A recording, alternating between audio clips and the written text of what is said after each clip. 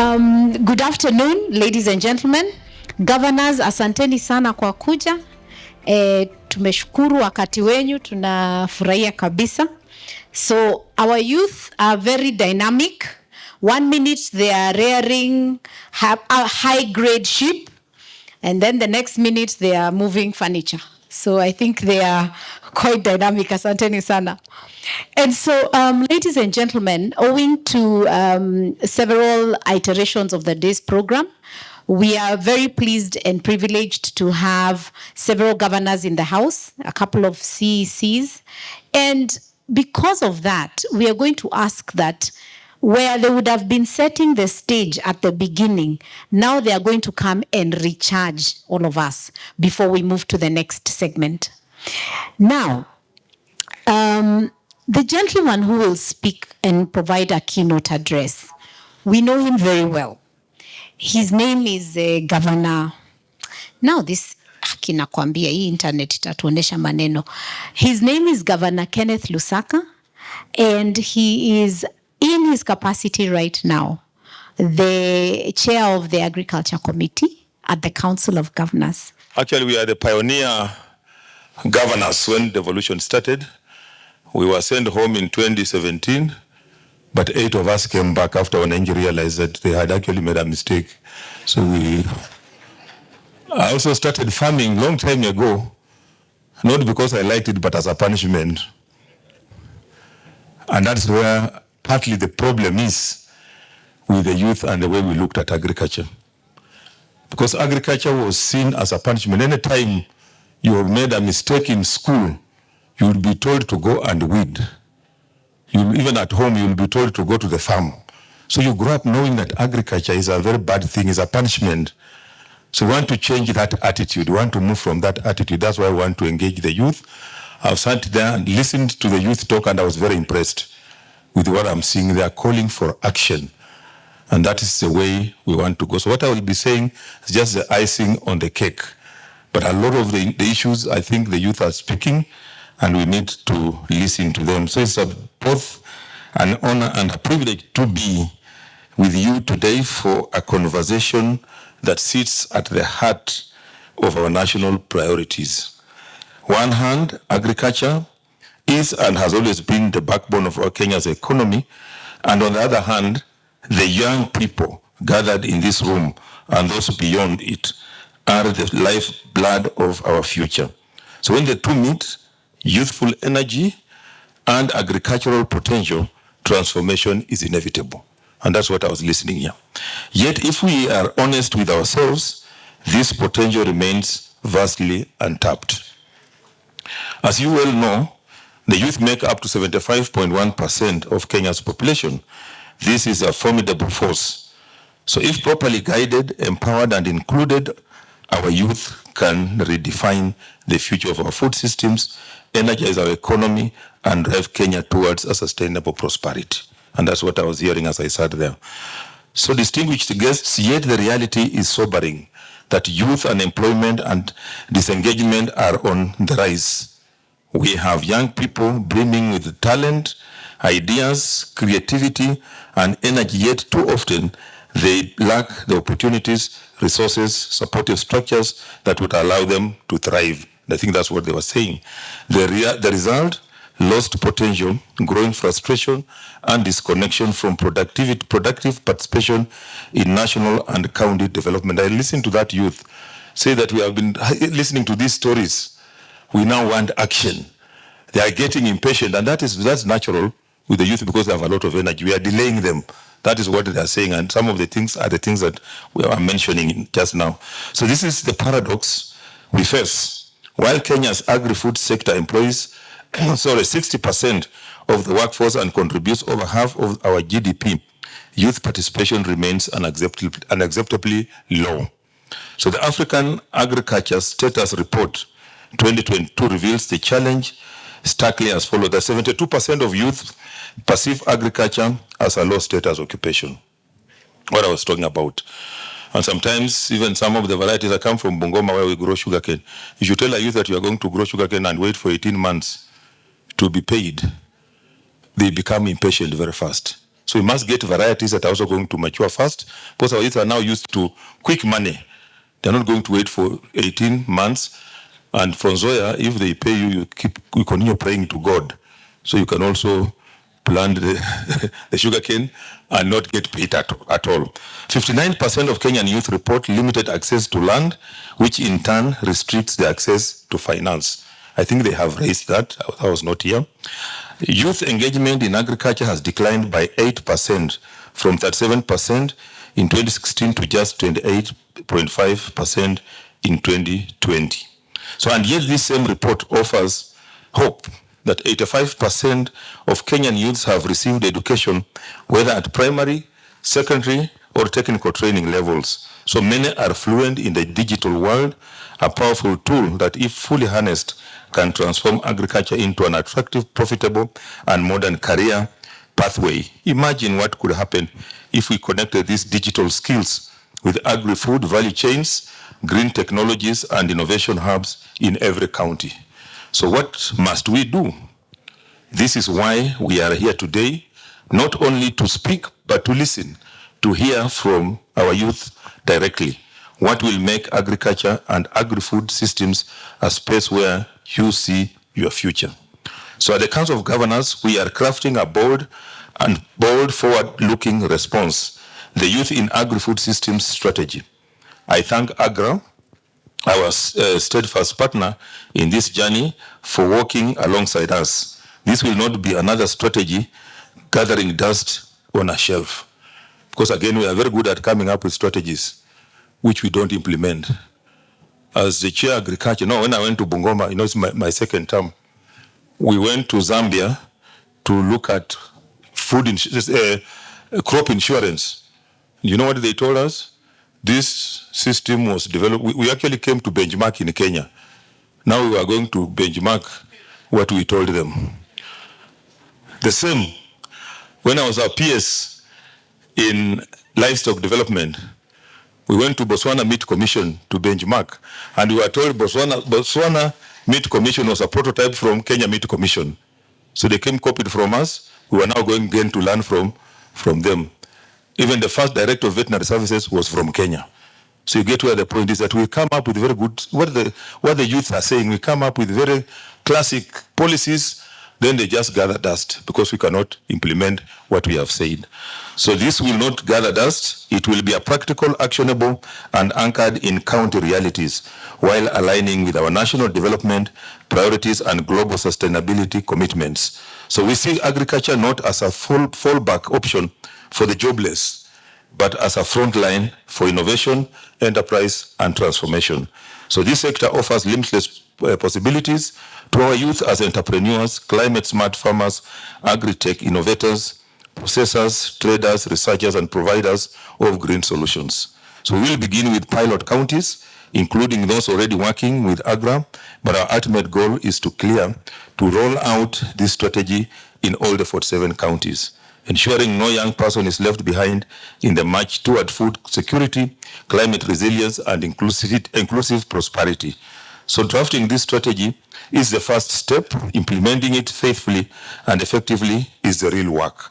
This is why we call upon AGRA and all partners present today. Let us walk this journey together, pooling our resources, networks, and expertise. County governments remain steadfast in this pathway. So one immediate opportunity lies in the county aggregation and industrial parks, CAIPs. These facilities are ripe for youth engagement as innovators. And they are being built in all the 47 counties. They are all at different stages.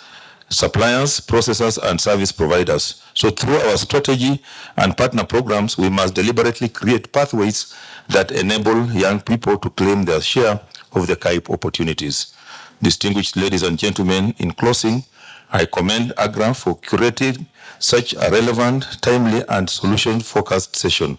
So to our young people today, we are here to listen to you. We want your bold ideas, your fresh thinking, and your honest recommendations on how we can work together to make agriculture a space of pride, innovation, and prosperity.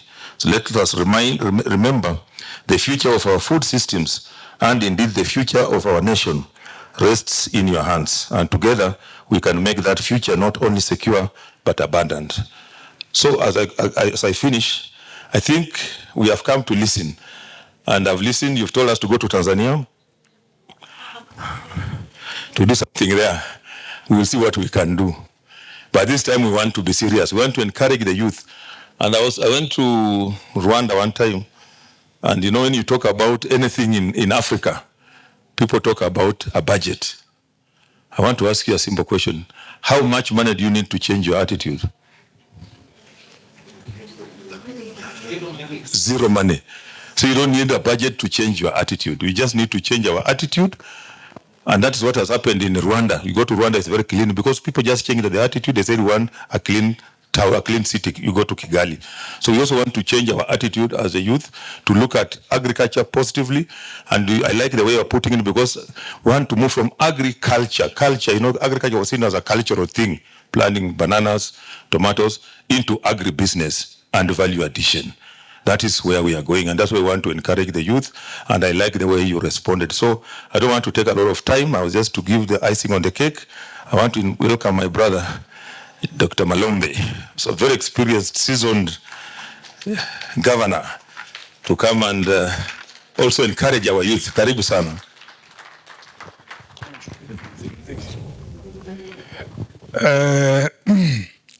Asante sana. My colleague, Governor Lusaka, our chair for agriculture. As you correctly indicated, we are here to listen. Yesterday, we were told one of the biggest problems between those of us who are slightly older and those who are young, the youth, is because we tend to give them the solutions or suggest solutions to them instead of allowing them to suggest what the solutions are, because they appreciate the environment and they know some of these things. But let me float, not to suggest, but to float an idea which needs to be considered and which, in my view, has been a gap. The gap of training people in agriculture.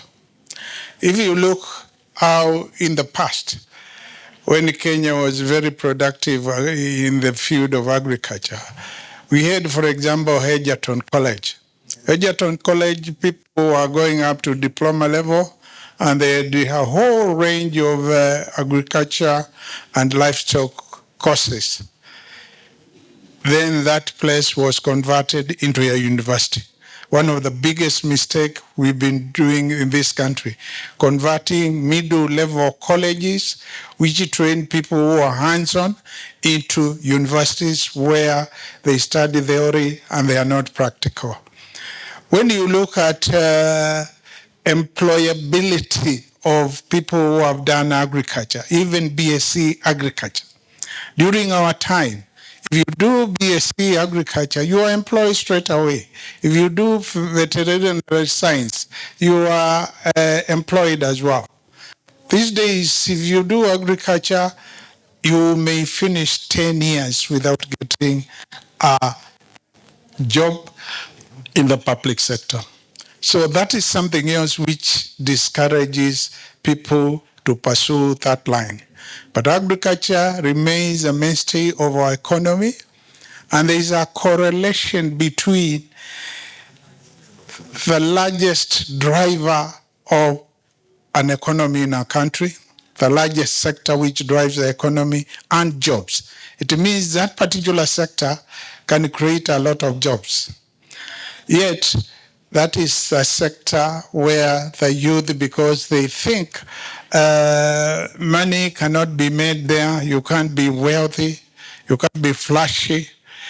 But from the experience, which I am told has been shared here, we have youth who have become wealthy, and they are driving that Range Rover Vogue out of agriculture. I don't like giving examples relating to me, but I have a son who has decided, amongst other things which he does, he we should venture into agriculture. And he has used some 3.5 acres of our land where we used to plant maize and get no more than 10 bags of maize, and he really makes money out of it. And it's part-time, not full-time. So I'm encouraging the youth who are here, please don't look down upon agriculture. It's our mainstay, the mainstay of our economy, which means a lot of jobs can and are created in that particular space. Enter into it with courage, with faith, and apply yourself the way you apply yourself in other professions, and you will make it. I said I will not give you suggestions. It's something I'm floating. And because we are here mainly to listen to you, I think I'll sit down so that I can hear your ideas, particularly how to attract our youth into agriculture. What do we need to do to attract our youth into agriculture? If we can hear fellow youth responding to that particular question, or putting it in another way, why is it youth don't want to go into agriculture? Although that may be easier than the other one where we are saying, how do you attract the youth to get into agriculture?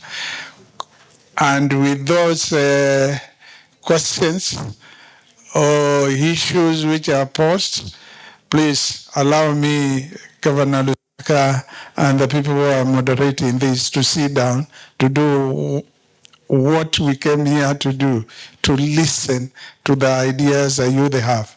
I have my Minister for Agriculture here. He's very passionate about agriculture. There are things we have done in our county to attract youth in agriculture. I don't know how the program has been structured. Would you allow me, I give him 1 minute to say something?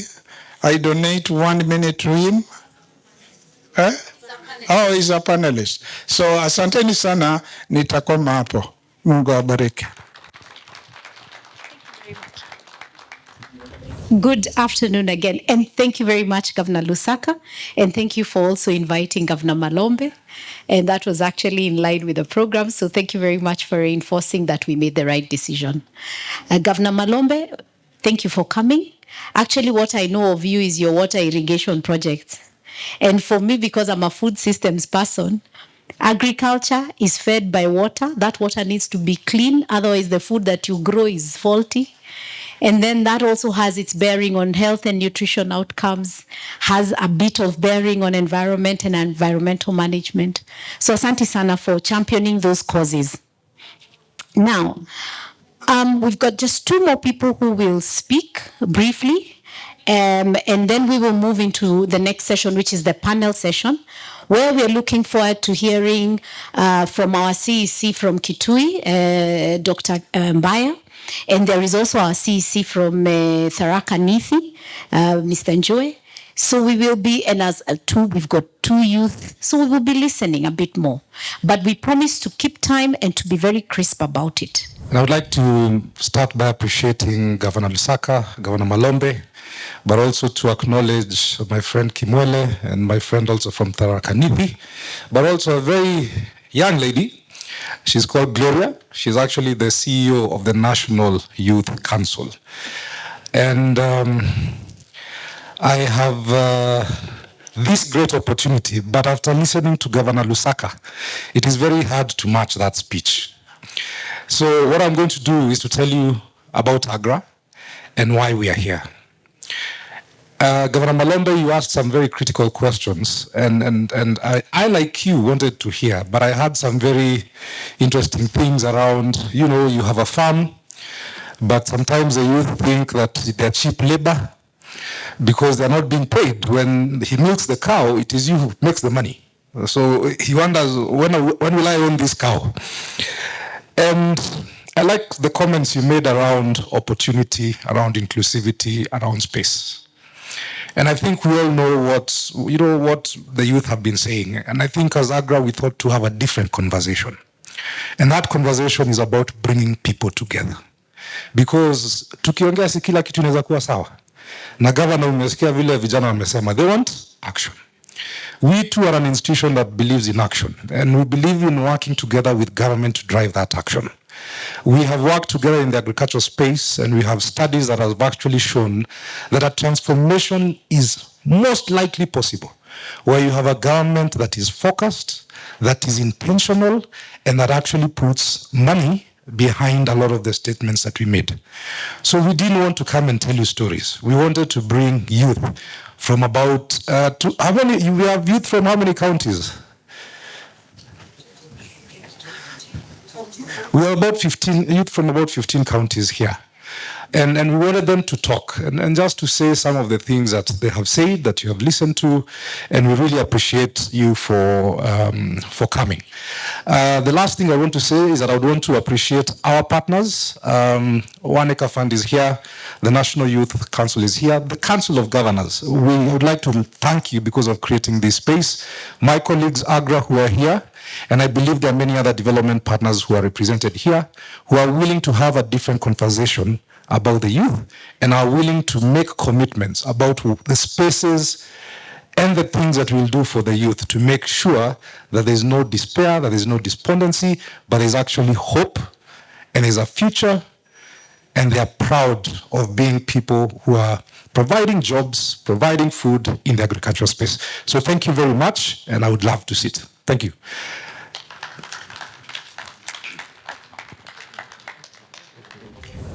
The Governor Bungoma County and the Chair of the COG Agriculture Committee, His Excellency Kenneth Lusaka. The Governor of Kitui County, His Excellency Dr. Julius Makau Malombe. The Country Director, AGRA Kenya, Mr. John Marsharia. The CECs present here today, the Chief Executive Officer, National Youth Council Kenya, Madam Gloria Wawera, all stakeholders present here today and partners, and most importantly, the youth who are here today and who continue to champion innovation in our agri-food systems. Good afternoon. My name is Violet Wanjiru Chege, and I'm a young person from Murang'a County. I love that the people and the excellencies who have spoken here today before me have aligned what they've said to what I was about to say. So we are very much aligned. And with your permission, excellencies, allow me to read brief remarks that I had prepared. Thank you. Allow me to first appreciate AGRA, the Council of Governors, the National Youth Council Kenya, and all stakeholders and partners for organizing this important gathering and for creating a meaningful platform where the voices and ideas of young people can actively shape the future of our food systems. I also commend my fellow youth here today who, through their creativity and determination, are already transforming agriculture across our counties. I think it's lovely to just see a room full of passionate young farmers who are ready to change the agricultural sector in our country. Kenya stands at a unique demographic crossroads. Statistics show that over 75% of our population is under the age of 35. This, ladies and gentlemen, is a wellspring of talent, energy, and ambition. Agriculture, as His Excellency Kenneth Lusaka had mentioned, already contributes approximately 33% of our GDP and supports the livelihoods of about 60% of our workforce. I acknowledge and appreciate the strides our government has made in modernizing agriculture through investments in climate-smart technologies and county-level programs that open opportunities for farmers. The reality, however, is that for many young people, agriculture still carries the perception of being outdated, physically demanding, and financially uncertain. Limited access to financing and land, coupled with insufficient market connections, makes entry into the sector even harder. Every year, over 1 million young Kenyans enter the job market. Imagine if even a fraction more of our young people channel their innovation, digital fluency, and entrepreneurial spirit into the agricultural value chain. The gains will not just be measured in GDP, but in food security, job creation, and resilience in our communities. Achieving this requires rebranding the agricultural sector into a vibrant space of innovation, technology, and endless opportunities. The government and development partners can harness the very platform young people dominate, social media, not merely for entertainment, but to showcase profitable agribusiness ventures and the inspiring stories of young farmers who are thriving. Additionally, the national, county governments, and development partners can strengthen youth engagement by supporting organized youth groups in the agriculture sector through easy access to credit, subsidized inputs, training, and guaranteed market opportunities. Empowered youth groups can transform entire value chains from production to processing to distribution. As we live here today, let us commit not in words alone, but in concrete action to collaborate across counties, institutions and sectors to invest in young farmers. For when we invest in them, we are cultivating the very future of food security, our economy, and our shared prosperity. Asanteni sana. Good afternoon. Assalamu alaikum. Yes, my name is Evans Buka, proudly from Kisumu County. So this afternoon, I had to make sure the governors are here because I believe you are forefront soldiers at the county level. So on behalf of youth and different insights from youth from the respective counties, this is all we had to say for our call to action. As Kenya continues to advance devolution and strengthen county-led development, one truth remains clear. Kenya's food system cannot thrive without the full participation of its youth. With over 75% of the population under the age of 35 and an estimated 1 million youth entering the job market annually, agriculture presents a critical opportunity to address youth unemployment, enhance food security, and catalyze innovation across counties. However, youth remain underrepresented in agriculture. Studies show that less than 10% of Kenyan youth are actively engaged in agribusiness due to challenges including limited access to land, credit, markets, and support policies. This must change. At this Evolution Conference side event, we issue a rallying call to Kenyan youth. Take place in transforming our food systems. Lead the way in climate-smart agriculture, agri-innovation, value addition, and entrepreneurship. The future of Kenya's food security depends on our energy, creativity, and leadership. We call our youth, our stakeholders, the county government, the national government, the private sector to. Okay. Good evening. Through Your Excellency, our Governor, Kitui County, Governor Kennedy Lusaka, you will allow me continue with our call to action for our session. Number one, national government to invest in youth-centered agricultural programs and support county-level implementation through devolved structure. Number two, county governments prioritize youth in food systems planning and ensure to land and agribusiness financing. To youth in participation in policy development. Private sector development partners to co-invest in youth-led innovations, incubations, hubs, agri-tech, and mentorship programs that unlock sustainable livelihood. Young Kenyans to mobilize, network, and innovate. Embrace opportunities across the agricultural value chain from production and processing to digital agriculture and trade. We call upon county governments to support youth engagement in climate-smart agriculture by providing targeted incentives such as access to financing, training, and markets to enhance innovation, productivity, and sustainability. The time for youth in agriculture is now.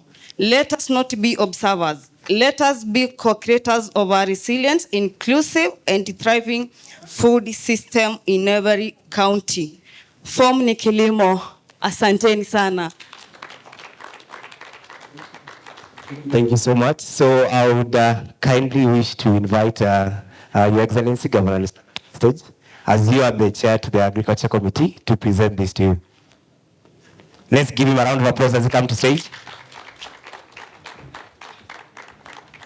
Yes. Kameramani, tafadhali make sure hii picha ya mwaka nimepata. Yes, thank you so much. Anaweza kutumia kuchukua loan.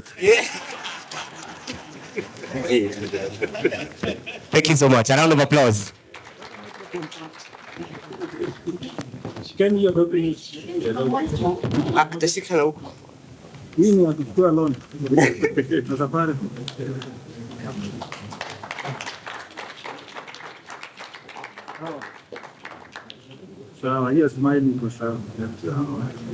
you so much. Thank you. We'll put it in our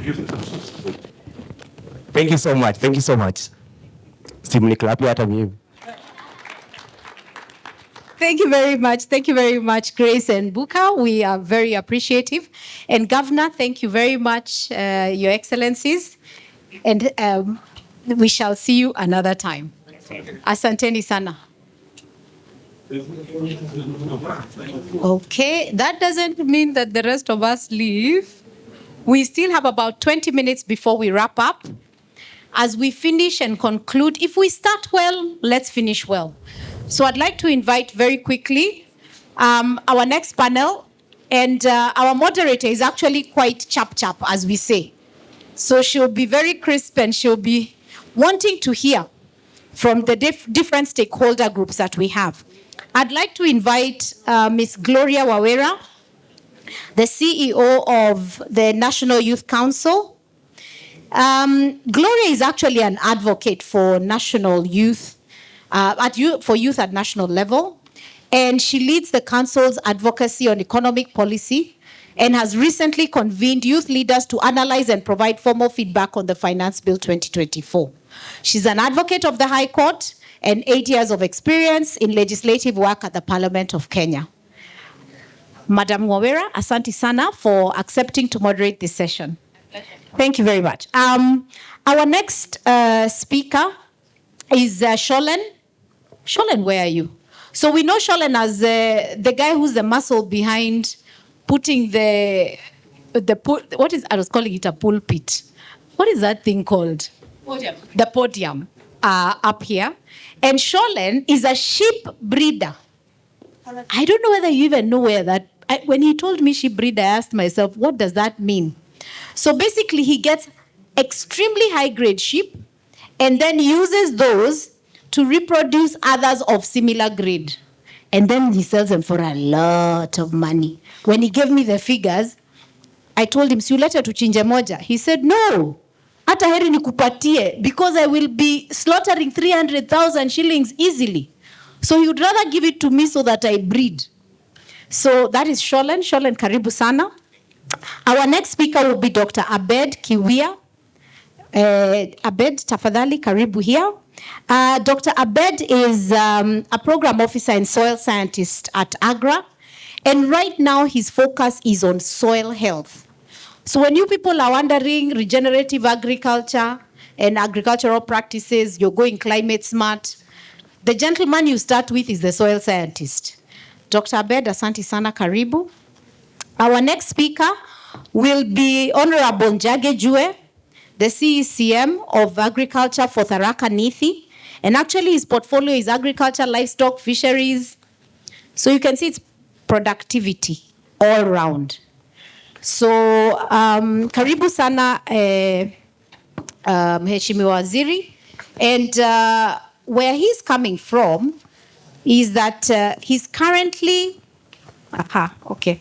So he's serving and managing the county's water project portfolio and currently overseeing the completion of key infrastructure within the county so that hundreds of households in Chuka can be served with water. He's a key political figure in the county and he's known for leading the agricultural docket. Karibu sana. The next waziri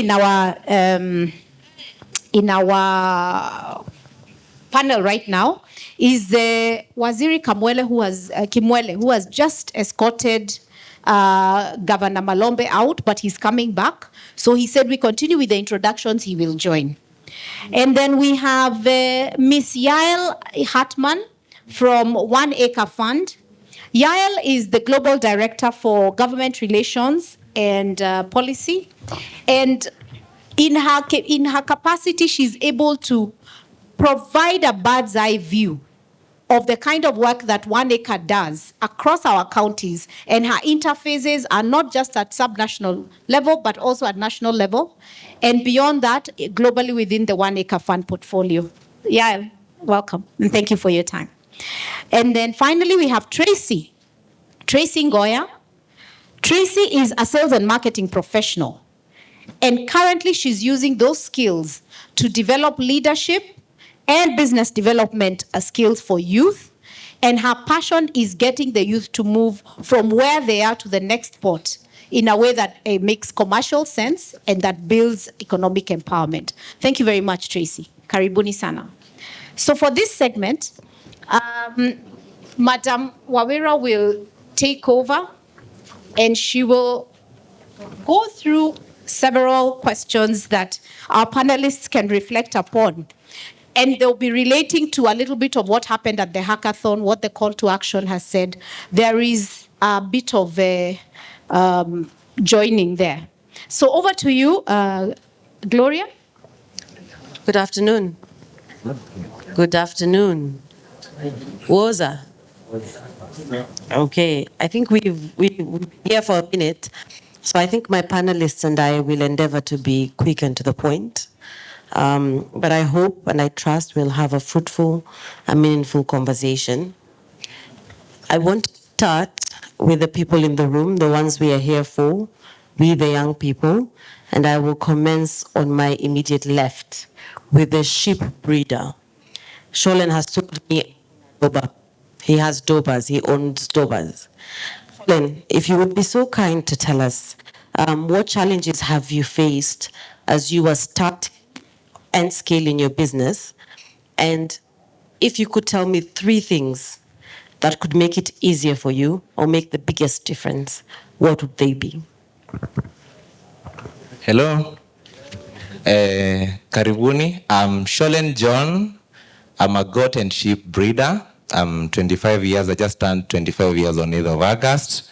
Here comes a question. I've been asked what is the biggest, or what are the challenges that I've faced when I was starting up or I was scaling up. I think as a youth, I would want to mention most of the challenges that usually face us, including myself. And as a startup, the first thing, you can't farm without a land, right? You can't farm without a land, right? So one of the biggest challenges that I was facing is lack of land. I had to lease a land that is 2 acres to start, and with time, I had to scale up. So the other challenge that I would talk of is inadequate funds to start up. Honestly, I would call it a universal challenge in all youths when it comes to starting up a business or any agribusiness. And for me, I would talk of it in a way that maybe some corporations or organizations would not feel appreciated, because we just need to be honest and speak the truth as the challenges that we usually face so that we can see how to come up with it.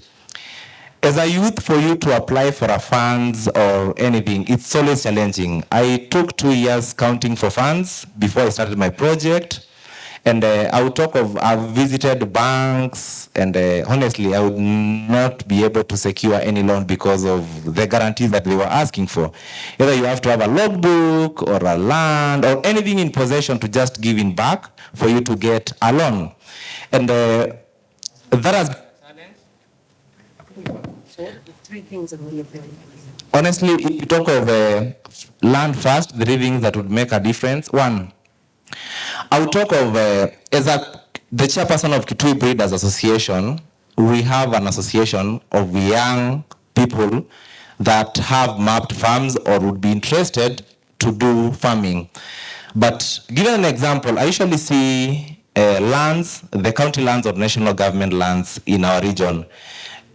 Kitui, we have a land, for example, that was given to some association, a circle for ranching business at Kanyonyo. But I would ask if that would have happened also to the youths. That would be a great chance, because if I understand from where I come from, that chance was given to slightly, I don't want to say slightly older people, but I would say my seniors. So if we had such an opportunity given to youths who want to do an activity, like that's a government land that they're being given to utilize. So that would help. Also, if we would have friendly regulations that would enable youths to get lands, either through loans or through leasing or in any way that they would be able to get lands, that would solve. When it comes to financing, I want to talk of something that I usually see happen in our region or in other regions. It doesn't have to be in Kitui. I'll talk of Eastern. When you look at these empowerments, most of them that usually give, let's say, livestock startup things like goats, chicks, you'd come to find out most of them are always politically led. They'll give women, because women actually are the one who usually votes in our region. So you end up neglect the youth, or the youth not getting involved or getting a way of starting up. So that is another solution that we'll talk of. I need to talk of the other challenge, which is very key, that I can't miss to talk about it, and water. What is a challenge in our region? I come from a semi-arid region whereby we don't have pipe to water yet, but it's there. It's a project that is there. So I've been buying maybe 5,000 per month on a boza. So I don't think that is sustainable for every other youth. So if you'd get ways, or we'd get support in getting water sources or ways of harvesting water on support on that would be something that would help a lot. I need also to talk of high tax rate on animal, that I'm an importer. I import animals from South Africa to Kenya, and then I breed and sell to local farmers. Honestly, paying 15,000 as a tax for one goat, I don't think a lot of youths can afford that. And the licensing also becomes a challenge. For you to get all those import permits, all those paperwork, for you to be able to import animals, that will spend almost 600,000. How many youths can afford to spend 600,000 on getting a business standing? So if we would get subsidies, or we would get, let's say, a payment plan for all these, so that our youth can be able to attain the licensing, or to be able to have a subsidized tax for the animals, I think that would help a lot. Yeah, as I wrap it up, I need to talk of support. When I talk of support, our very governor from our county talked of they would love to see people learning from hands-on model. I run a breeding enterprise by name Gen Z Breeding Farm. I recently turned it to a model farm whereby I usually offer trainings to youths, and not even youth, but the whole community. I usually offer free trainings to them. But here comes a challenge. Getting the support that includes maybe logistics and other things for all those things to run becomes a challenge. So we would really wish to have support when it comes to trainings, because personally I do offer free trainings, because I believe I have to empower the other youths for us to be able to aggregate and sell, that is, export animals to other countries as a source. I can't grow alone. So on terms of empowerment, that would really assist. And not only empowerment on papers, because these things, most of them happen on papers. but when you go down there on the ground, you don't find anything tangible that you talk of, this happened on this. They just happen on paper. So what we are calling is, do we move things from papers to actualization? Thank you. Let me switch it up a little and go to Yael. Ms. Hartman, you are the Global Director of One Acre Fund. I'd like for you to do two things, very briefly. First, tell us about the Tupande project. Hello. Okay, tell us about the Tupande project, and then take it into cognizance lessons from your work and what Sholen has spoken to. What incentives do you think could be introduced to improve youth-led agribusiness? We empower more than 1.4 million farmers, which is about 34% of crop farmers in Kenya, with precision tools, high-quality inputs, and market access at their doorstep. And so I think the idea of changing the perception for young people to go from agriculture to agribusiness, we're addressing that by partnering with the private sector, with the MasterCard Foundation, and with county governments. And we're aiming to reach 300,000 young farmers across 34 counties. And I think that the way that we're doing that is by breaking down barriers. There are 4 barriers that I see to young people entering agriculture. And I think it's been mentioned by their excellencies, Governor Malombe and Governor Lusaka, but as well as my peers here: land access, financial inclusion, agricultural skills, and markets. In terms of land, traditional land practices are preventing young people from farming, so shared farming programs and lease-to-own programs. Tupande is doing this with MasterCard Foundation across the country. Financial inclusion, we're connecting young farmers to affordable credit and micro-franchise starter kits, which are fertilizer, high-quality seeds, irrigation kits, and capital. And then skills. We're offering hands-on training with our large extension staff, which is across the country, and we also have a Tupande app that has a lot of training materials on it. And finally, access to markets. Most farmers can be exploited with very low farm gate prices by the middlemen. We cut out the middleman. We have a brand of Tupande called Soko, which offers very high premium prices to farmers with produce like avocados and macadamia, and then we aggregate and we export it for sale. So I think we've trained already over 40,000 youth. Half of them are young women, and I think we've recruited about 330 field officers. They go house to house, speaking to farmers, giving them advice on their farms, providing trainings. And we've also had many youth field days. These are not just agricultural trainings. These are launch pads for agribusinesses for youth. So I think we see the power of youth-led innovation in the field every day. We work in 10 markets across the continent, and I've walked many different fields, and I've seen how exciting it can be to see what youth come up with. As their excellencies have said, we're here to listen to you, and I am here to speak to young people and to county governments about how we can expand the programs that I've already talked about so that we can reach more and we can convince more young farmers to join, because we've seen what happens when you give skills, capital, land, and market access to young people. They do grow their futures. Thank you. Dr. Abid of AGRA, tell me two things. One, about this track project and how it is seeking to address the elements of sustainability and scalability in counties where you operate. Yeah, so AGRA, as my country director said, we work in different countries, 15 countries. And here in Kenya, we are working in 13 counties. And we work in the areas of sustainable farming. We also work in the areas of inclusive market and trade. We also work in the area of seed systems. We also work in the area of policy, state capability and policies. And so in promoting sustainable farming innovations, we have a project that's funded by the CARE Foundation. It was funded from 2020 until it is still continuing. probably until the end of the year, and we expect it's going to continue. It is called a STRAC, Strengthening Regenerative Agriculture in Kenya.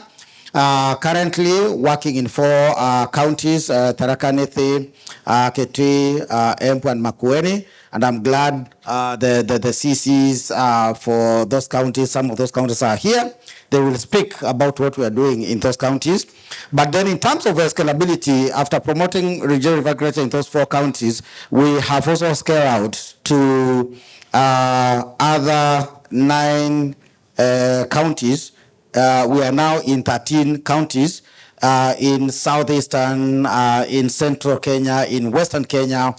What we do is we promote climate smart innovations, innovations that are conserving soil and water. We promote also agroforestry. We promote not only just doing, but ensuring that as you do those activities, you have a business mind. And because of that, business mind, working through what we call our extension model, which we call village-based advisor model, we ensure that as these village-based advisors are offering extension services, they are also doing agriculture and they have a business mind. So whatever they do is actually private-led extension services, so that as they offer the extension services, they're also making money. They are in various value chains for resilience, and besides that, they also involve themselves in so many other interrelated businesses so that they can make money. So that's what we are doing. Thank you so much. Ms. Tracy Ngoya, please do tell us, how can devolved governments leverage technology to create inclusive, youth-friendly agriculture value chains? Hello. Thank you for that question. My name is Tracy Ngoya. I want to say, the way government can actually help. Can you repeat the question? How can devolved governments leverage technology to create inclusive, youth-led or youth-friendly agriculture? Yes, the way devolved government can help farmers is by creating mobile-friendly platforms where farmers can sell directly to buyers. I liked what Gail said here about them having SOCO, and that's a really good thing for farmers to have, because from there we can be able to sell directly to the consumers without the middlemen, because that's a very big thing that's affecting most of us farmers right now. And through that, if we had more of those, it would really help, and maybe if it could reach also to the marginalized area, that could also help a lot. Something else, if the devolved government could push for AI to be included in the education system, it could help to curb diseases and pests, because through that someone could take a photo maybe of the ground or the soil and maybe upload it to the AI platform, and it could tell them what is going on with that soil and what can be planted in that soil. That will really help us a lot in that. Thank you. Now to the county governments themselves. Let me start with Waziri Njue. Waziri, in your mind, how can county governments institutionalize youth participation and ensure that their voices are heard in policy and budget decisions? You can tell us maybe from your experience in Tharaka Nithi how you've been able to do this. Thank you very much. My name is Njue. I am a county executive committee member in that space of agriculture, water and environment. And I am happy and thankful for being allowed to participate as a panelist in this side event. Allow me to first appreciate AGRA for the effort that they have put in making sure that we thrive as a partner in that space of agriculture and more so in the youth involvement. I have sat here and I've listened to what the youth have said, and truly this is important. I think the youth involvement is not something that can be ignored because even when you look at the statistics, there is no way 25% of the population could be working for 75%. 75% must be put in for sustainability and as well as also for these people's empowerment. And the space where youth can participate in large numbers is in agribusiness, even when we look at the country. I want to say that I've been thrilled by the participation of the two governors in this event and the speeches that have been given, more so by the chair and Dr. Malombe, because I can tell you that from a government perspective, governments are learned from the leadership manifestos, the elected manifestos. There's a way those manifestos are organized to fit the country's regulations or legal frameworks that organize the resources, so that then the resources can be put into use, and more so for the youths to be involved and to bring that transformation. And therefore, I want to say that the very first thing on policy is the buy-in by the leadership, which we have already noticed. And secondly, is to make sure that we provide and incentivize an environment that allows youth to come in. I want to say that it has been said severally that, in fact, the word is that agriculture is not sexy. And if agriculture is not sexy, then it does not motivate or allow you to participate in it. And therefore, as a government, we have, with partners, tried the best to be able to allow the youth to come in by making sure that there are laws and regulations that force the involvement of youth. Like, for example, when you're organizing, and through the project that we've been implementing through AGRA, we have organized farmers in groups. And these groups, it was a must that the youth must have been part of those groups. In fact, through the project's track, we've been able to reach out to about 50,000 farmers.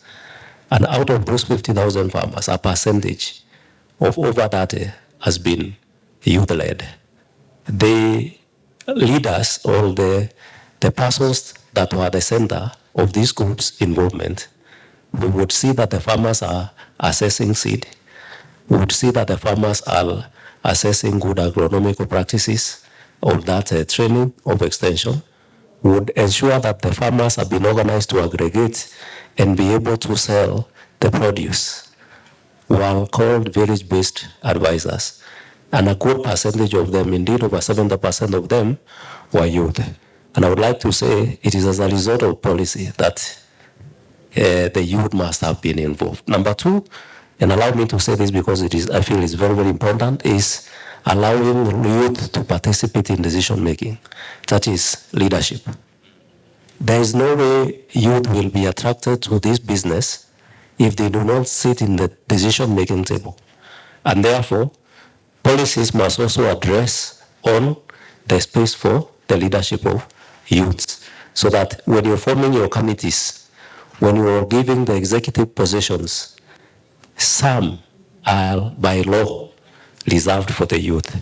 And finally, the issue of empowerment. Government must be intentional in availing capital in cash. It can be a subsidy.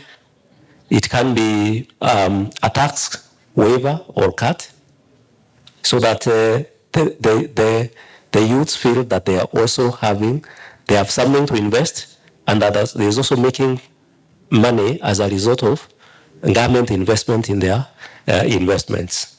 And finally, it is critical that we come up with legal frameworks, acts of county assemblies and parliament, policies from the executive that are youth-friendly. Thank you. Waziri Kimwele, welcome to the panel, but please tell us, in your mind and in your experience, what collaborative frameworks can be established between county governments, private sector, development partners, and so on and so forth to sustain youth empowerment initiatives beyond this conversation? And while you're at it, we heard that you've done some wonderful work to bring young people into agriculture in Kitui. Please cite us one or two examples. Thank you. Thank you. My name is Dr. Stephen Mbaye Kimwele. I'm the CCM for Agriculture and Livestock from County Government of Kitui. And one thing, as my colleague has correctly put, we as executive, we are the policy holders. And we are the people to drive these youth-led initiatives. And we can't do it alone. The issue of youth empowerment is multifaceted. It needs so many stakeholders to come on board. For instance, we are partnering with AGRA. And this project, which is the STRUCK project, Strengthening Regenerative Agriculture, which is being implemented by CGA, Cereal Growers Association. We've deliberately targeted youth. And because we know, as one of the panelists, Gen Z, he mentioned about how should we come in as government. For me, from where I sit, is the government should facilitate. How should we facilitate? Through trainings. For instance, with AGRA, we've been able to onboard village-based advisors. These are the private sector-led extension officers on top of what we have as county government. And amongst those extension officers and VBAs, we have around 20% who are youth, because we want the youth to lead from front. Therefore, as governments, and as our governors have put it clearly here, with political goodwill, we need to onboard many partners, the partners who have the common interest, so that we drive the youth agenda. The other bit which we have done as county government, because you don't need to talk a lot about theory, and also I like what the youth presented here about the e-citizen. These are the youth-led solutions. We've been talking about having youth, placing the youth in the value chain. When we start with production, to do with aggregation, all that marketing, we want youth to place themselves somewhere. And exactly that's what they're able to demonstrate here. Then how do we actualize what the youth demonstrated here? We need to put, and we are working closely with the national government and partners to put our youth and farmers into groups for them to be able to aggregate. It will be very easy to train farmers who are organized. It will be very easy to pass a technology to people who are organized. Therefore, and with the national government, we'll be able to put the cooperatives in every ward. And these cooperatives, we are encouraging youth to be part of the cooperatives. And what we have done in these cooperatives, we have employed at least one person who is a bookkeeper, who is an accountant, and a youth. Therefore, for me, is apart from we government doing what we're supposed to do, but our partners and also the youth need to work with us. As county government of Kitui, under the Ministry of Gender, we were able to pass the cabinet. We passed the Kitui County Youth Engagement and Empowerment Policy. This policy was passed by the cabinet, is at the county assembly. It needs to be passed there. What we have proposed is 3% of the development budget should go to youth. Apart from, that is above what we are doing for youth. We are saying strictly this should come out, when we are budgeting, that should come out the way it is, 3%, on top of what we do. So those are some of the things. If the youth of Kitui, for instance, we were able, through the Ministry of Youth, we were able to bring these young ones to demonstrate, to showcase what they're able to do. Because youth will always believe by seeing. And also the training. We have partnered with many partners. We have trained around 500,000 farmers. Particularly with AGRA, we have trained around 51,000 farmers. And these farmers, 40% are youth. We are very deliberate. We have to be very intentional with youth. But I'm really encouraged to see what we are about to demonstrate here. It shows that we are on the right trajectory. Therefore, and also when my governor was talking, he was asked a question, what do you think, what should we do to attract youth into agriculture? We need to mechanize. Our youth want sophisticated things. If it's, they don't do the normal threshing, which people used to do it conventionally. So with partners, other partners like Women Economic Empowerment, which is UN supported, we're able to give you threshers. And again, we're able to use, again, to give also the youth and women reapers. We need to mechanize our process to make the work easier, to make it attractive, also to give some time women as well and youth time to rest and do other things. Therefore, there are so many things we can do to attract youth into agriculture with partners. This can't be done by governments only. You have to do with development partners and all the people of goodwill. Thank you. Any questions? One question. I'll take that one question from the audience. Two questions. Two questions on the left of the room before I ask my last questions and we wrap up the show tonight. The gentleman in light blue and the gentleman in, I think that's black. Karibu. Yeah, thank you very much. I come from Kakamega. I'm Jonathan Macau. I just want to ask the panelists, especially from the ASAL areas, Kitui, Tharaka Nithi. I've not heard you say anything to do with horticulture, how it is playing a role in, what role it can play in, having the youth participate in agriculture. Because we know the youth want quick money, and quick money in agriculture is mostly found in horticulture and maybe dairy and poultry keeping. How is that?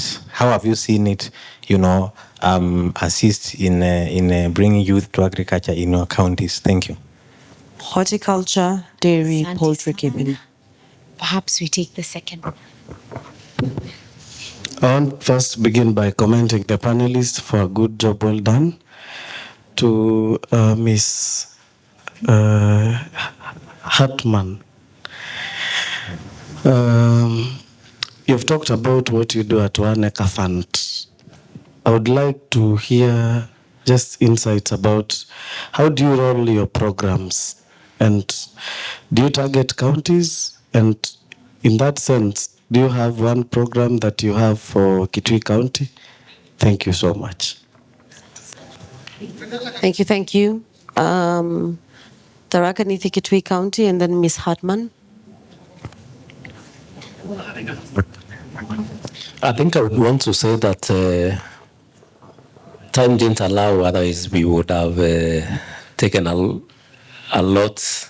I mean, we would have spoken a lot, but let me just say that horticulture is one area that majority of our youth are invested, because we are a county with availability of water and lands are adequate, and we have intentionally put in money in it. We run a subsidized AI program for dairy cows, and we've encouraged you to take advantage of that. We charge 400 shillings instead of 2,000 shillings for artificial insemination. And it's a program that we've actually done a lot of shows with the youth to make sure that they're on board. Thank you.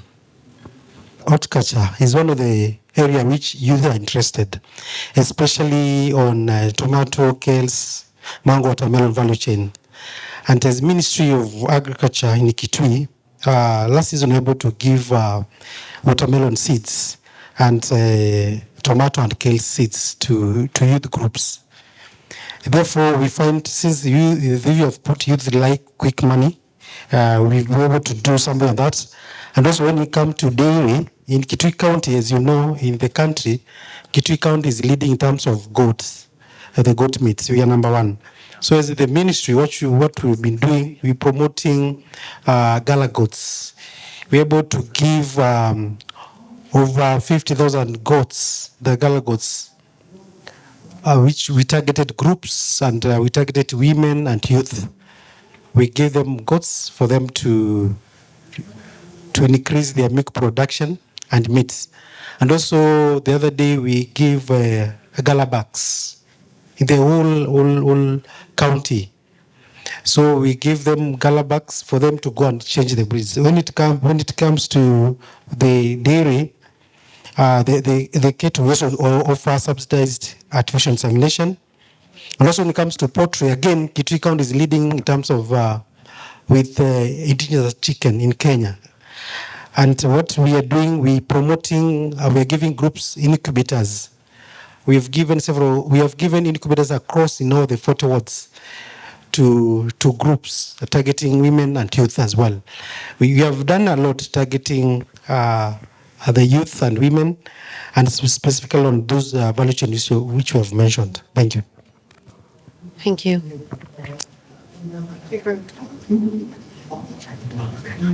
Okay, thank you for your question.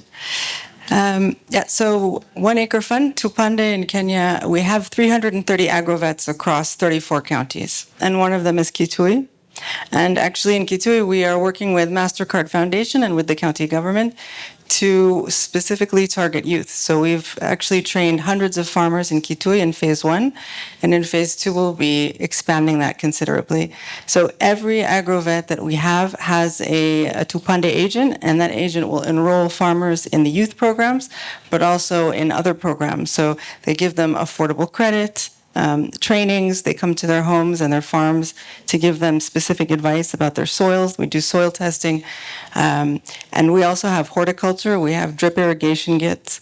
And we do, as I was talking about before, these micro-enterprise starter kits. So they involve seed, fertilizer. It can involve drip irrigation, and then, of course, capital to get started. I hope that answers. And I can give you the locations of the agrovets in Kitui if that's helpful. Thank you very much to my panelists. What would make agriculture sexy for you? That is our takeaway for this conversation. Okay, I'll just... One line. Yeah, just one. I'll mention it as one, as you said. So in my case, I run a model farm. So as running a model farm, youths do like seeing other youths taking part on it for it to be attractive. I mean, they would love to learn from other youths. So I would talk of empowerment at this point. If you empower a youth who other youths can learn from, then that would attract them in a big time. Because if I can come here and stand here and say that farming has been sustainable and showcase that it has been sustainable to me, I think you don't need to convince anyone about that.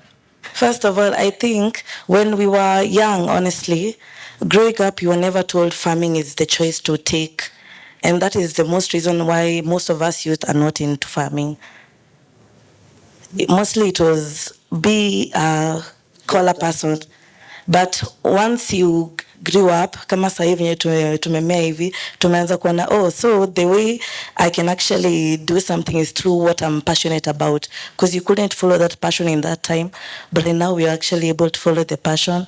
So I feel like for us to be able to feel like farming is good, mostly we go with what technology is doing, and everyone should embrace it.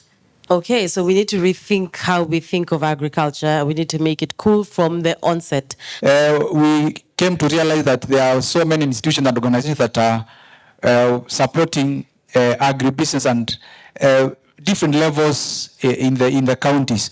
So there is a need to partner with those NGOs and companies to mentor the young people and offer internship. The other thing is about e-learning platform, offering free or low cost training. On the issue of marketing, most of the young people are not able to access these markets because maybe they are not federated into the various value chains that they do in the counties. So one of the suggestions was to help federate these young people into groups according to the value chains that will enable them negotiate for markets, access to resources, etc. There's also the issue of value addition. We've limited value addition facilities in the counties, and that's why most of the products go to waste.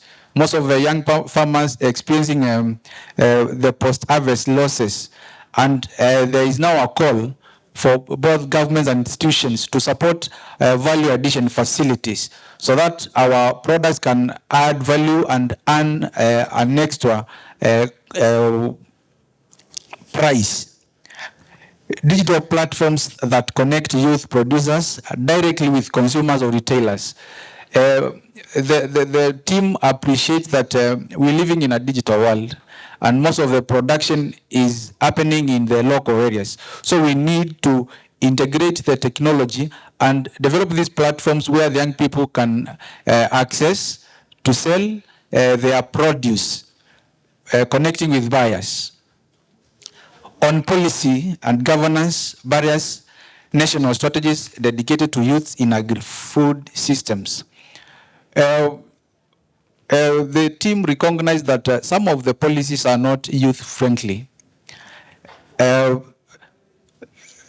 team also feels that there is need of youth representation in agriculture boards and policy forums. While when these policies are being formulated, in most cases you find the young people are missing when the discussions are happening. So they don't get people who are talking about their issues. There is now the need to have them represent in those forums and have their voices heard. Advocacy groups that lobby for youth-friendly agricultural policies. We want to appreciate that we know policies on taxation, licensing, among many other requirements that enable young people to produce and sell their products. But these requirements, you find them, maybe the officers are free. There is the need to have a system like on licensing, when you find one has to pay maybe the KRA certificates to export their products and all that. It takes a lot of their time. One of the suggestions on that is to have a system that the young people can log in and access these requirements. And on that, there's also the issue of licensing, like in the counties. You find most of the licensing are too costly. Can we have a negotiated payment plan for the youth? A case study is in Makueni, where I come from. At least I know, because licensing for permits, the young people have been now able to pay for licensing, those partial payment with a negotiated plan. How about now the other governments and institutions having a policy that supports these young people to pay in a negotiated plan? Say someone dials star something hash, let's say star 123 hash, and then inputs his location or her location, inputs what they want to plant, and then this system will give him or her a list of the possible things that are very good, that will come out very good for that. And then you want to integrate e-citizen platform with the farmers.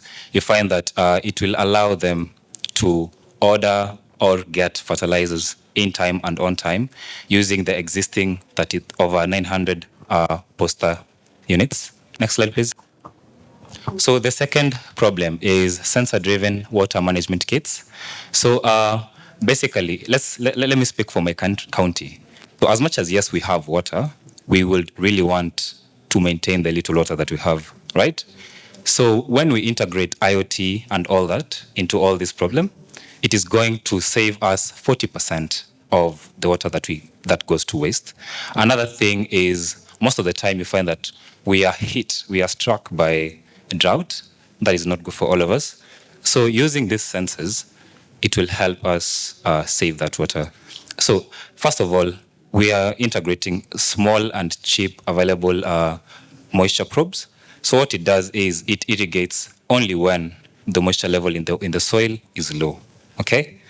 And then it also builds us as farmers, and we provide dashboards to them. You know, like someone looks at the dashboard and then they will see that maybe I've used this amount of water, I've saved this amount of water, yeah? Next slide, please. So another problem that we have is youth-run post-harvest mapping apps. So the problem, as it says, 30 to 40% of produce goes to loss after harvest. So you find that youth in the different counties don't really have, let's say, refrigeration facilities to store what they have or what they harvest, right? So the solution to this is we are going to make GIS-enabled data that would show the nearest refrigeration facilities or storage facilities that were going to help the youth store their crops after harvest to avoid the losses. Another thing is we are going to use Poster as an aggregation hub to what the youth harvest, you see? So an example is, let's come here back to Homa Bay. If you have gone to the pier on the far left, you have seen a fish market, right? So the fish market, their facilities, they provide refrigeration in massive quantities, right? And we can always use, what is it called? We can always use solar energy or renewable energy to power those refrigeration facilities, and that will reduce the losses that incur not only to farmers who do maybe fishing, but also to other farmers who do, let's say, subsistence. Yeah? Next slide. I'm going to welcome my colleague here to take us through the next slide. Good afternoon once again. My name is Andrew. So based on what my colleagues have said, there is a lot that can be done in the tech space. But these things that are coming out, the apps that are being built, yes, they're in existence. I believe that himself is building an IoT solution that it monitors your crops as they grow. It has a camera that can see that. It has sensors that can see how much water is in the soil. So it's something that you can monitor from as far as your home to your shamba over the internet. So those are solutions that himself has built one. If you could visit his stand in the main tent, in the exhibitions under Kitui County, you could see something very great. The solutions that we have,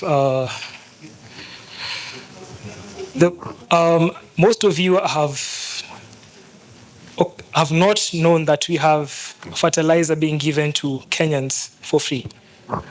Did you know that? Has anybody, by show of hands, has anybody ever received fertilizer by the government for free?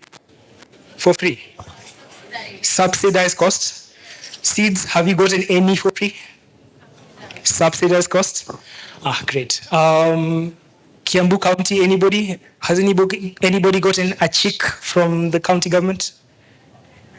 A chick, a tushui, kifaranga. Yes, so these things are actually there. But why are we not able to access them? Because we know that they're there. Everybody here, I believe, can access eCitizen for your almost daily operations. Give it your passport, your driving license, land rate, everything goes through eCitizen. What if there is a platform on eCitizen where the youth are able to see that we are able to get seeds at a subsidized rate? And the payments are also done on eCitizen. True? But now, how to get it to the youth in the remote area? Poster, our very beloved company, is slowly dying. And they're able to get to almost every part of this country. What we thought about is, what if you're able to see that I am able to access my bag of seeds, my subsidized fertilizer, and I can see them on eCitizen. I can pay for them, and they can be delivered to my local area, and you're able to track it. Because even the letters that are being sent nowadays, you're able to have them tracked. Your passport, if you apply for a passport, it's sent to your mailbox, and you're able to track it through a tracking number. That data it's very valuable data to the government to see who are we giving the seeds. What are they doing with the seeds? Are we expecting any returns from these seeds? Because the maize will grow. It will have to go back to a granary if you're selling it back to the government. And I believe all these opportunities are there. It's just that we do not know that they're there. So having a system that can be incorporated onto the eCitizen to empower the youth in farming is something that can start as soon as tomorrow, because there's not much that is being built onto the existing platform of eCitizen. There's not much that is being given onto the postal service for their courier services. You're actually helping the postal service to stay alive by paying for that delivery for the subsidized fertilizer to get from the source to wherever you are without any brokers.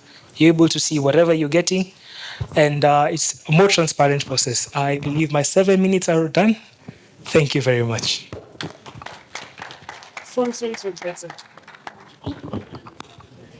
Another round of applause, please. Before you leave the stage, our next session, we are going to have a Q&A session. We'll start with our technical panelists to give their inputs, ask any questions that you have. The team are here on the stage to answer the questions, and then we'll go to the audience for the Q&A. Welcome.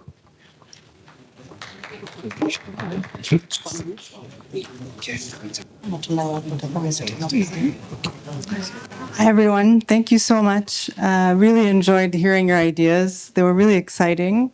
And I just wanted to ask, this is for the ICT group. So what do you think would be the overall impact for instance, agripreneurs? I loved the post e-citizen idea. I think using an existing digital platform, which has its issues, but could be improved, and you have Posta, which already exists. What do you think is the overall impact for agripreneurs, for example, a system like this? How do you think it will impact their bottom line and their incomes? The youth have so much potential. We have seen that over the past couple of years. We perish because we're not able to access this opportunities that are there. The e-citizen will be very important because it's something that is transparent to all. It's something that the data you get, you can actualize the data and see that we are collecting this amount of money going to these regions. And the youth, it's not that these solutions, the private companies who have built very good solutions. There is the 1 Acre Fund, there is the Twiga Foods who are bringing farmers together. Those solutions exist, but on to the grassroots level, which will get to the grassroots level as soon as possible.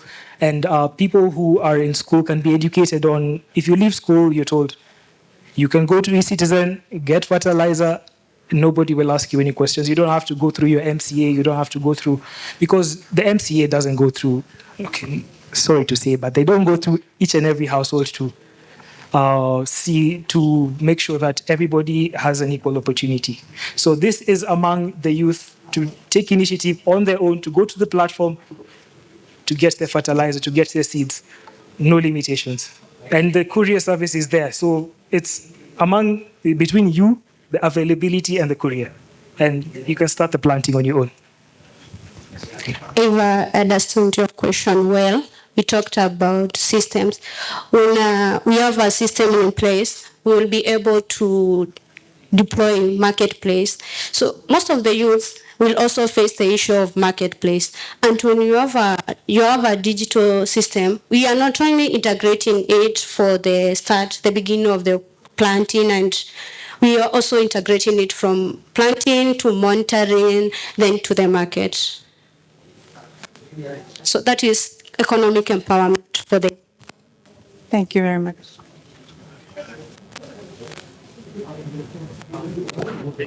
Mic test.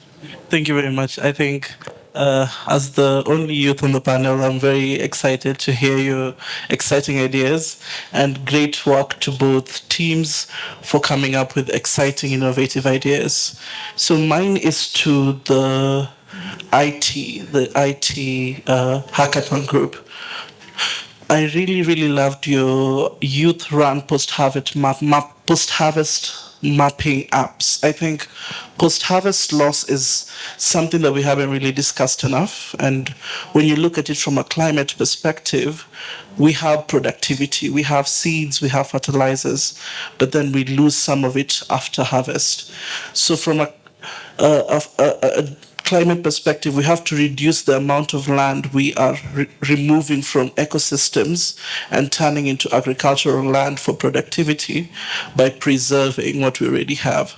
So my question is, how do we make that app profitable and financially viable? Because it sounds like an interesting solution. We're able to aggregate and show them this is where the cold storage is. These are the threshers that you can get for your maize. These are the bags that you can get for long-term storage. But how do we create a business model where more youth can get involved and we're actually financially viable so that it can be a sustainable and replicatable model across different parts of the country? So for it to be sustainable, first of all, there's nothing for free in this world, right? So we're going to charge a fee for every log. Let's say someone has, let's say, a ton of maize and they want them to be stored in a silo, right? So we're going to charge them for that, okay? And that applies to everything that happens around the agricultural field, from fish, and then we're going to include subsidized costs for the farmers, because at the end of the day, we want the money to go back to the farmer. We want the money to go back to the people and the youth. Thank you for that. I think there's also an opportunity to look at the service providers on the platform, because you're providing free market to them. I think we can scale this. Let's take time and see how we can, brainstorm around it. And I think the county reps, they have their cooperatives, they have their own extension services that they can be able to link onto your platform and create that exciting momentum.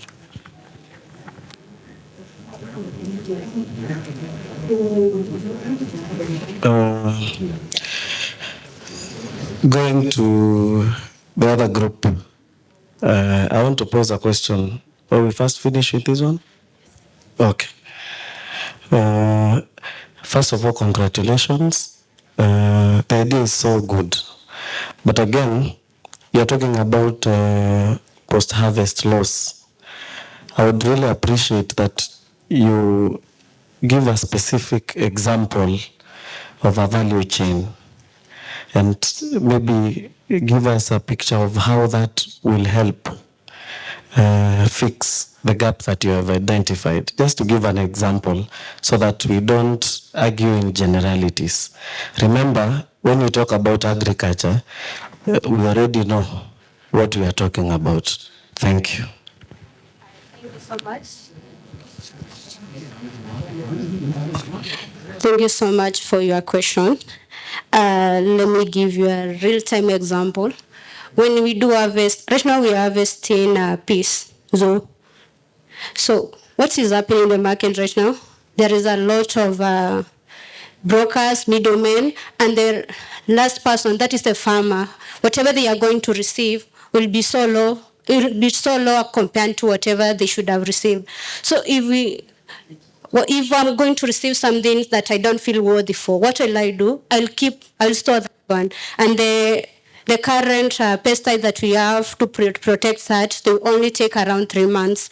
That is another loss to me. For those 3 months, it's either I have to apply the powder for the crops, or I just sell at a loss, or I leave it. It will just be destroyed. I leave it for consumption. Our farmers are not earning the maximum profit they should be earning from that. That is what we mean by post-harvest loss. And there are so many other examples that I can give you right now, but yeah. My name is Dr. Albert Kiwea. I work for an organization called AGRA. I am a system agronomist in sustainable and regenerative agriculture. I also oversee a project in Kenya we call Strengthening Regenerative Agriculture in Kenya. And to me, I don't have a question, but I just have a few comments. First of all, to thank you so much for the thought process. I was very pleased just, listening to your challenges and the proposals. So excellent, keep it up, and don't shy away from telling us these things. I was very pleased to hear about what you want to do on the space of fertilizers. And probably I met with some of you, I gave a keynote address during the Africa Fertilizer Soil Health Summit last year, May. And just what I said is, you know, when we are venturing into these issues of fertilizer, there are so many, you know, unknowns. People just speak without knowing.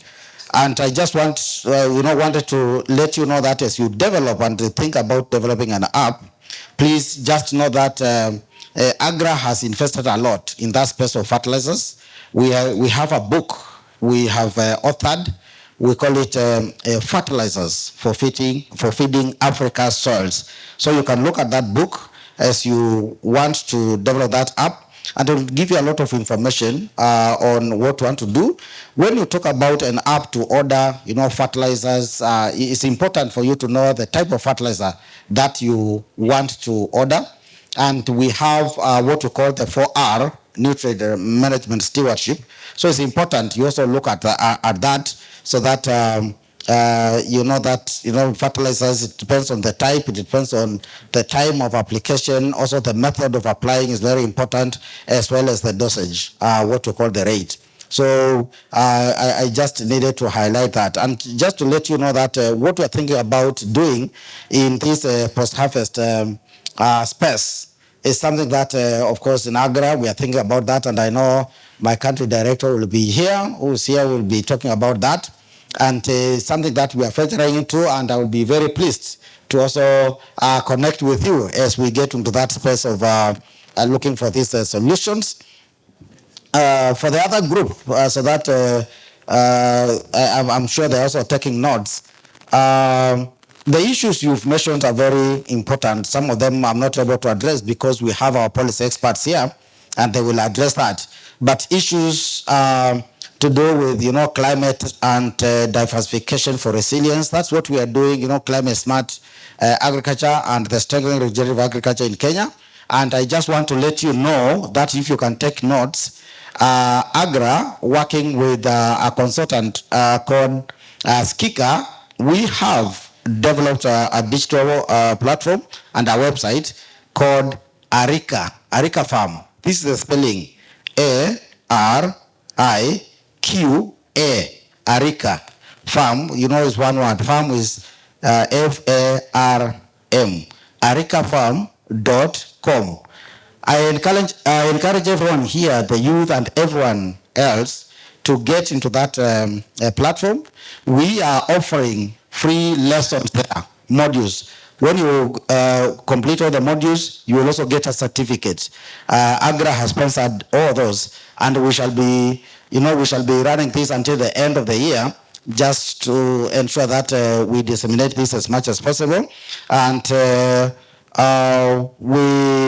in terms of, I was very pleased when you talked about last mile delivery of, you know, services. That's a very important space.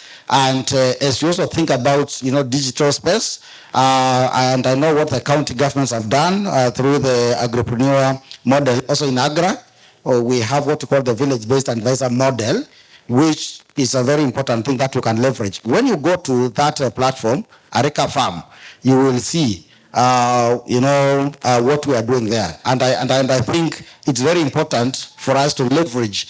We just leverage so that we are not duplicating effort, so that we don't just come here every day we are talking about a problem, yet a solution is existing, only that people are not aware. So thank you so much. Back to you guys. Any questions for the team? My question is for the team food systems. Somebody talked about a platform where youth can access everything. I didn't quite understand what that was. Could you teach me more? Yes, I was saying many of the requirements for the youth either do value addition or agribusiness. The certificates and the licenses are done manually, most of them. How about a system where when you log in, you can have an access to all the documents that you require, which saves time and resources for these young agripreneurs? Yes. Thank you. Then maybe I can mention this, something that I'd forgotten.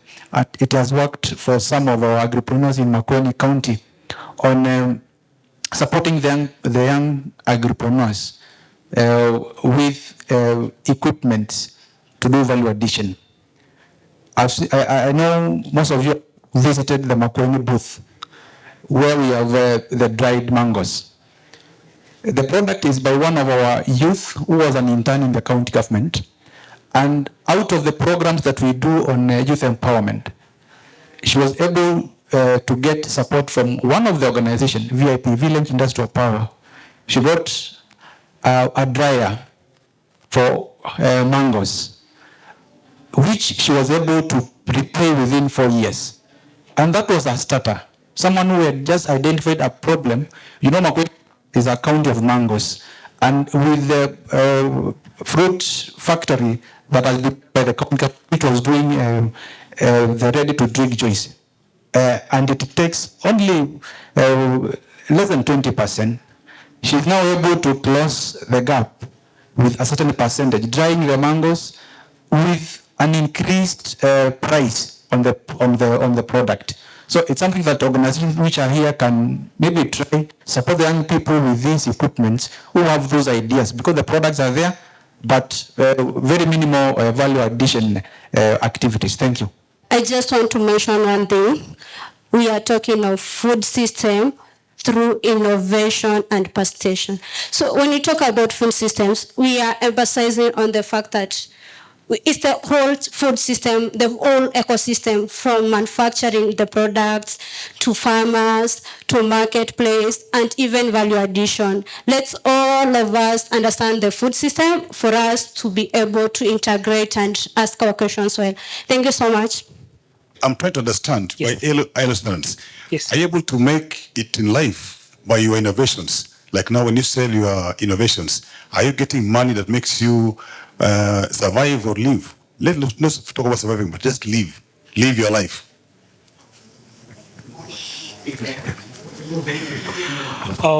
That is a very interesting question. I'll answer it as myself.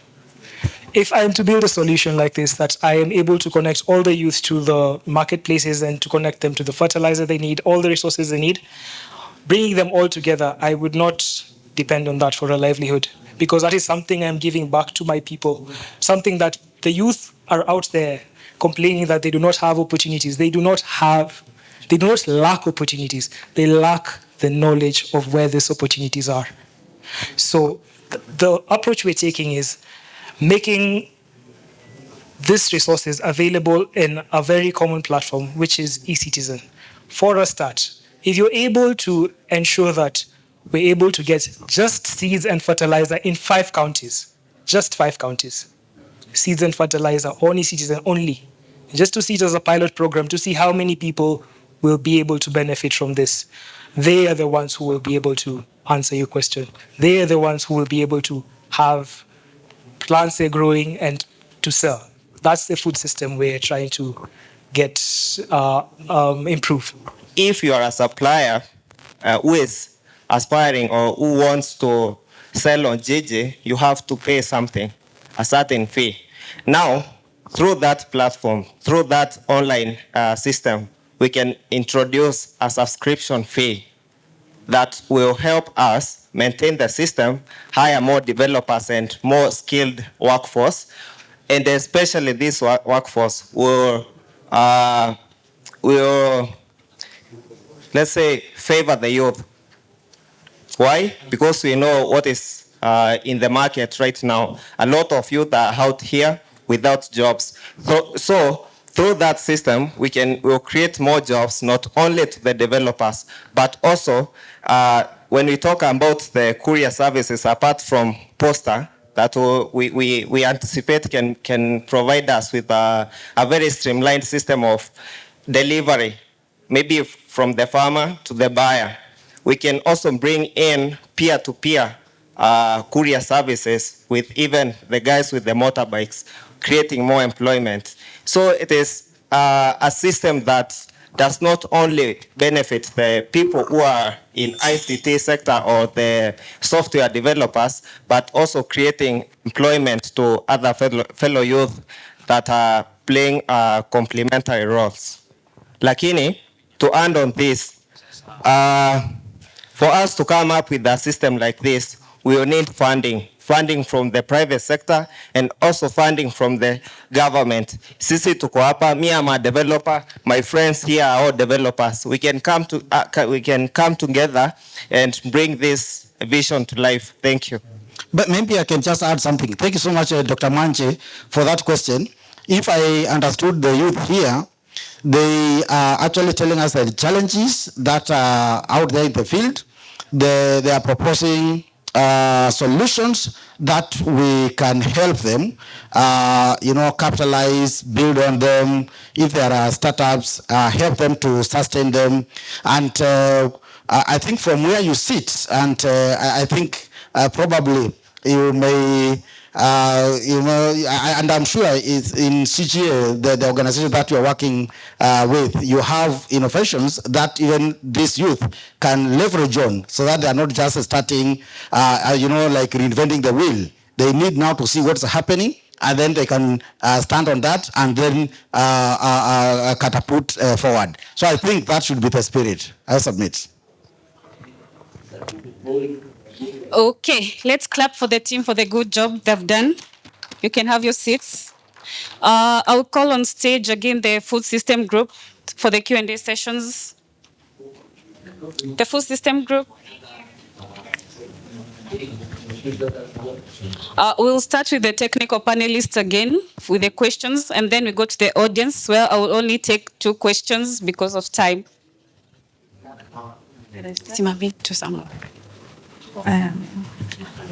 So, again, I want to thank you for an incredibly good presentation. I'm very excited by your ideas.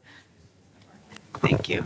Sorry, I want to thank you and commend you for introducing the main barriers to young people entering agriculture, and your solutions are exciting. But one thing that I think wasn't mentioned yet was the perception change that has to happen. So how do you convince young people to enter into farming and make it considered, instead of being a last resort, make it into an exciting, lucrative, and technology-driven career path? So it's something that I think many of your innovations and your ideas address, but I'd love to hear from you. How are you convincing young people to enter into politics, to change policies? How are you convincing them that this is the right path, that farming is a choice and it's the right choice? That is a good question, because personally I'm into farming. I remember when I was vying for Miss Tourism in Erie County, and they were asking me, what do you do? Yes, I'm a nurse professionally, but my catching line was, I farm. And every old person could be like, you do farm? How do you do that? I mean, there's also that narrative that farming is for the old people. So it will start from the older generation to tell their children back at home that this is not for the poor, this is not for the peasants. And this is something that feeds the country, that generates income. And also, another thing to promote or to make farming exciting. As a young farmer, personally, I do, like when I go harvesting, I gather a number of girlfriends and tell them, let's go harvest by ourselves and have like a girl moment. I make it a social thing. And if we could do that in every county, even create groups, which we were discussing yesterday. When you create groups, it even makes it easy to access things like leasing land. When you register a group, it makes resources even more accessible. So creating groups and partnerships with people, go farming together, and that way we will build a fed country. Thank you. To add on that, for the last 6 years, I've been coordinating youth in agribusiness in the county of Makueni. And one thing that I've learned is that the young people want to learn from their peers. I've seen my chief officer agriculture, Makweni, is here, and the director agriculture, the county director. And they can attest that the last about 5 years, our young people are not benchmarking out of Makweni County. Why? We have young people who are doing so well in the various value chains. If you want a youth to learn about poultry farming, we have young people who are doing over 10,000 layers of poultry. We have young people who are into horticulture. We have young people who are into apiculture. We have young people who are in aquaculture and so many other value chains.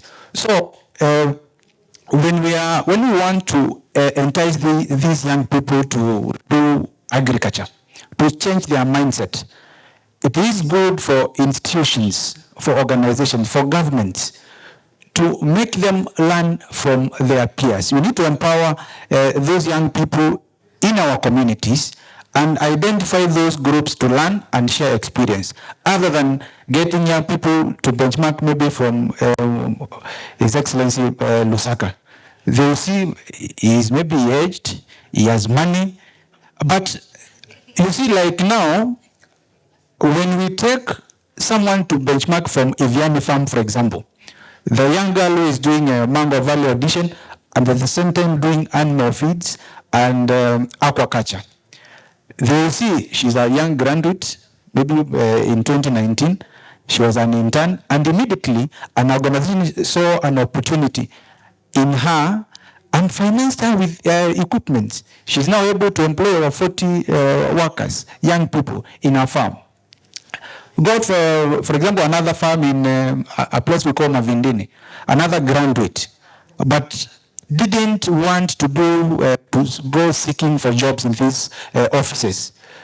He was able to learn from other young peers and is now doing something great. I think he's been participating in some of these international forums on agri-food systems. There's another young girl who was an intern in Department of Energy. She's done electrical engineering. Today, she's using the skills she has to fabricate incubators. So we need to support young people to learn from their peers. Thank you. And also to add on your to answer your question, to start off, I'm Caroline Beto Waita from Machakos County. From the recent happenings in our country, as young people, we get tired when we keep on having the same talks once and again. For now, we are talking about agriculture, agribusiness, what we young people are facing, and that's why we are here. Now that we are having this discussion, and at the end of this session, we'll have a call to action. So we young people, we are urging the government and the private sectors who are here, please take our call to action. Actualize it. If we see that we are moving in the same page, we will be excited to do agriculture, because we cannot be talking about the same thing 2020, 2021. So if we give you our views, our challenges, our solutions, please catch our hands and help us. Thank you. Thank you for that. For me, it's more of a call to action as well, because I'm a young person. And the question about how do we make agriculture attractive to the youth, for me, it starts with the business of agriculture. We as the youth are like free labor to the owners of capital in our lives, our parents, our families. We go carry harvest bags from the farm, air it every single morning with no return, because they take the profits. So for a long time, you're running away from unpaid work. And that's the mentality we have to start by fixing. And when I look at how young people have been empowered, I'd like to call Governor Lusaka to benchmark with Tanzania. They have the BBT program where they have created government land and community land and leased it out to farmers. So instead of carrying bags of maize for your parents, you go make your own maize and make your own profit.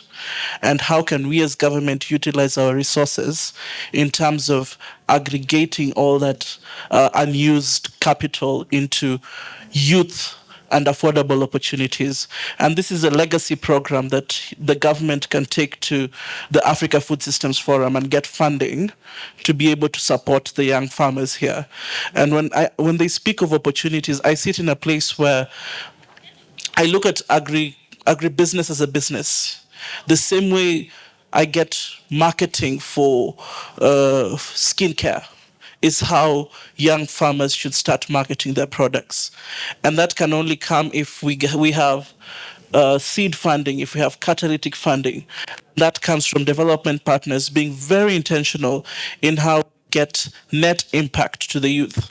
If we're funding a project, how much money goes into the individual PN? Sorry, I think the mic is having a problem. So the items they've pointed out, from financial barriers to land and resource, knowledge and skills, market access, policy and governance, climate change. I think we have solutions to all these items. It's just we need to cascade it down to the net receiver. We have to stop talking to each other as development partners and start talking to the youth here and tell them AGRA has a youth program called Go Getters, where you come with your business and you pitch and you get up to $50,000 in funding, right? And we give you training and we give you growth. That's what you want to hear. Women of the Year awards. If you're a woman who is in agribusiness, bring forward your business. People will be able to invest in it. We have a farmer called Marianne Gishana. Her tech innovation is soil testing device that goes into the soil, and then it gives updates on what your soil needs. If it needs zinc, if it needs fertilizers, you get it. She's been able to scale this business by the funding we've received and gotten it to farms across Kenya and made money. So those are the conversations we need to have as development partners, as governments with the youth. Instead of talking them amongst ourselves, these engagements need to happen more. Thank you. We have the production itself, then we have processing, we have packaging, right? You move from packaging to transportation. I can see the concentration is around value addition. And let's think of what happens to the other processes. Are there no opportunities in the other processes? That's one. And I want to challenge my friend. He said that he's the only youth here in this panel. I want to clarify that I'm also youth. So please, you need to seek clarification. Next time, let's meet behind the tent. And now to the group on food systems, air and policy. It's good to be alert to the policy frameworks and the reforms around the sector. We are talking about county aggregation and industrial parks. And it's a concept that has been around for a while between the national government and the Council of Governors. How do you intend as youth, this is a challenge to you and a question as well, to take advantage? I've not seen the space of aggregation because I have met youth who are saying, I've had this opportunity, but I cannot sustain the demand. The economies of scale. When we go to business, we talk about the 4 factors of production. Please, let's not only talk about land and capital alone. Let's think of the 2 other factors. What are you planning to do?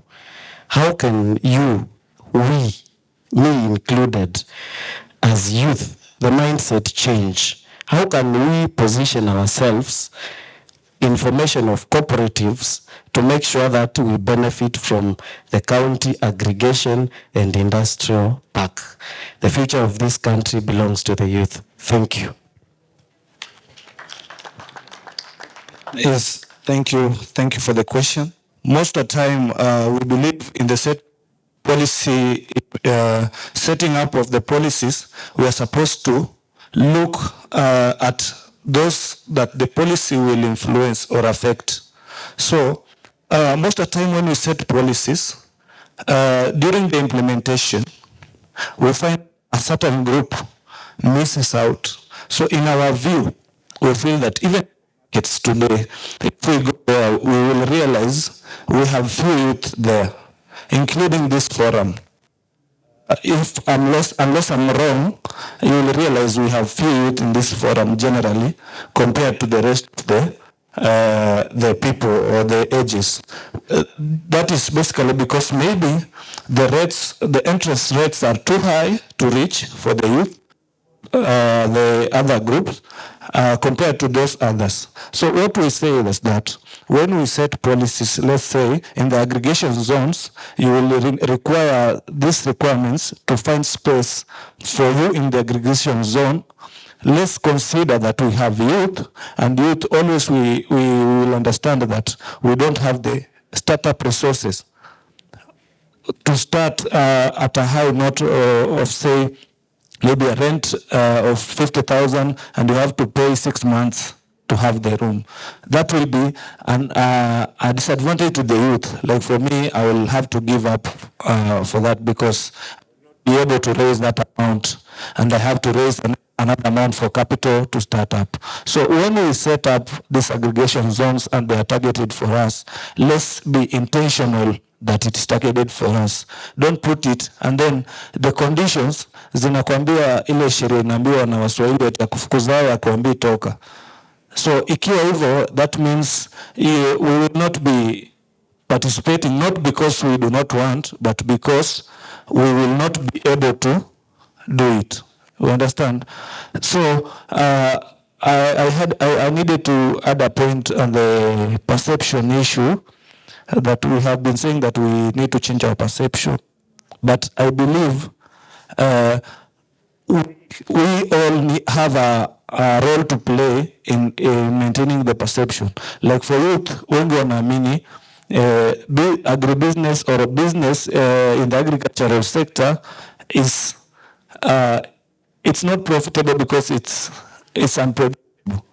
It is unpredictable because we do not have a way you can be sure that you can earn something from business. From agriculture. I was saying this because we have examples from countries which are in desert, almost 90%, but they do agriculture. What is the difference between that and us? It means there is something that they do that we are not doing, and we can do it. One, let's sensitize our youth. Those in the ministries in the counties, mostly in the counties, because the counties now we are closer to the people compared to the national. If we sensitize our youth about how we can utilize our land, I believe even in our home counties, maybe Busia, where we have big lands, people where we depend on, maybe you are given land by your father, you can implement agriculture there with the sure information that you can earn from it. You will not even fear. You will take it as a first step before you seek employment. Thank you. I am very glad when you said that you started farming a long time ago. I also started farming when I was in class 5. And by the time I was completing class 8, I knew definitely I will do this for career. So, I can also encourage you, young sister, you've said you don't want to hear this talk day in, day out. I want to encourage you that we are listening and we are taking action. Just one thing that I want to point out is through a project that we are doing in Makueni, Kitui, Tharaka Nithi, Embu, and Makueni, 4 counties. It's called Strengthening Regenerative Agriculture in Kenya. We normally do assessments, and we have found that 96% of the youth that we have in those counties have smartphones. Meaning the area you have talked about on, ICT, leveraging ICT is a sure bet. Then I have also, through that study, we have noted that only 12% of the youth are involved in real agriculture. Thank you, Ms. Tourism. I think you are among the 12%. So the issue is you can use those smartphones so that you can also encourage your fellow youth to get into it. And I can assure you that there is also money in farming. I also make money from farming, good money. Yeah. So I think it's something that you are not just guessing, but you're on the right course. Thank you so much. You can have your seats. A lot of applause for the team, please.